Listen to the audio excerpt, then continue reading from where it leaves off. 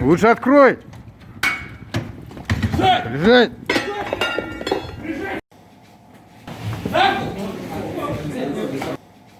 Лежать! Руки за спину.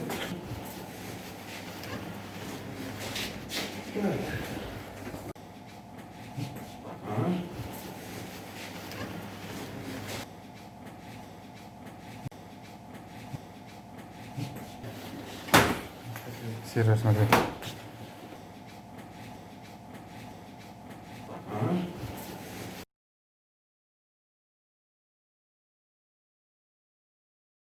Сотрудники отдела экономической безопасности и противодействия коррупции УМВД России по городу Набережные Челны установили местного жителя, подозреваемого в незаконном проведении азартных игр с использованием игрового оборудования, а также с использованием информационно-телекоммуникационной сети интернет.